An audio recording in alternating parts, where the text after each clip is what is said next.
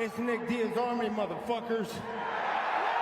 Post-fight at UFC. Ariel, is that camera big enough to take in the largest arm in Westland, Oregon that has found its way to Houston, Texas? Because that thing looks a little bit small. Yeah, I think it is. All right, well then we can continue. Chael, yesterday Mike said that you're a better wrestler, but he's the better fighter. What's your response? You know, Ariel, I don't walk around looking into cameras and telling people that I'm the best fighter in the world to hear myself talk. I say it for the same reason they put warnings on packages of cigarettes, and fighting Chael Sonnen may be hazardous to one's health. A disclaimer has been made. My conscience is clear. If you show up, it's on your hands. How do you see this? Good line. It's a good line. How do you focus on Mike, the task at hand, tomorrow night? When all is said and done, I will still be undefeated and undisputed. First off, I offer absolutely zero apologies. And secondly, listen guys, if you're not willing to go too far, you will never go far enough in life. And I don't care. I don't promote fights, I pick fights. I'm like John Jones, I sound like Sean Combs, and I got trombone-sized stones like John Holmes.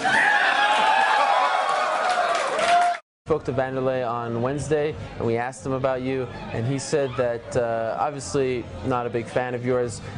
He said that he wants you next, and when you do meet, his quote was, he will kill you and he will kill you fast. I'm wondering if you saw that interview, and what do you think of him saying that? Vanderlei, you are an immigrant from Brazil. I am a gangster from America. Are you sure you want to play that game with me? Listen, Vanderlei, I will do a home invasion on you. I will cut the power to your house, and the next thing you hear will be me climbing up your stairs in a pair of night vision goggles I bought in the back of Soldier of Fortune magazine. I'll pick the lock to the master room door, take a picture of you in bed with the Nogueira brothers working on your jiu-jitsu. I'll take said photograph, post it at www.dorksfrombrazil.com. Password, not required. Username, not required. That, Vanderlei, is how you threaten somebody, dummy. A lot of people talk to me about giving up some size to Babalu. You know, I push people Babalu size out of the way looking for somebody to fight. I was in Las Vegas when the Nogueira brothers first touched down in America. There was a bus that, this is a true story, there was a bus that pulled up to a red light, and Little Nog tried to feed it a carrot while Big Nog was petting it. He thought it was a horse. This really happened. Do you believe me that that happened? Not really. He tried to feed a bus a carrot, and now you're telling me that country has computers? I didn't know that. I did not know that. No, of course not. I never received backlash for my comments. I received praise. In fact, I ran for public office and received 99.6% of the vote. Was that the one? That was the one unopposed? That is correct. How many more fights do you think you can lose and still be such a big draw? Oh, Dan, come on, you're asking me. Why would have I ever thought of things like that? I don't have any idea. How long are you going to hold a pen in your hand and not write anything down? I mean, what are we going to do, go back and forth and ask each other stupid things? Look. Tito, go ahead. Tell him what I do so well. Well, he talks well. His mouth has gotten him in every fight, big fight that he's had. And every time when it's time to present and perform, he's failed. On Saturday night, it's not going to change.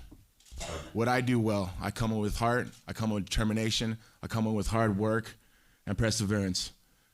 When I get my hand raised, I don't know why. And so all the millions of fans that have had my back over the last 20 years.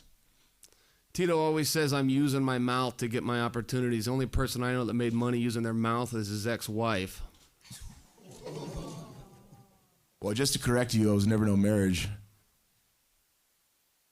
You're a fucking punk, dude. That's what you call class right here compared to no class. That was a nasty line. No by class. Me. No class at all. That's why you see him with thongs and fucking jeans and a t-shirt. No class. They don't call you the bad guy for nothing. A bad girl. 1-on-1, 2-on-1, or 5-on-1. I'll make them all need 9-1-1. Well, what was going on in your mind when you decided to take off the gloves and do that? Well, yeah, I was on a bit of a championship run. If I beat Lyoto tonight, I would have fought Bader for the world championship, and that was the only reason I was in the sport. You know, I promised my father I was just in the sport. Do Do you leave with any regrets? No. I loved every minute. It's beautiful to have your son and daughter here. I know your wife. Too. Look at this guy. Yeah. What was it like? Good, this one. This is the first time you fight in front of them live, correct? Yeah, that's right. What was that like? It was great. I mean, we had a lot of fun. It was a family affair, and we're not done. You know, we're still part of the Bellator family. We're going to get on a plane and go out to London. We're going to call some fights. It's Nick Diaz Army, motherfuckers.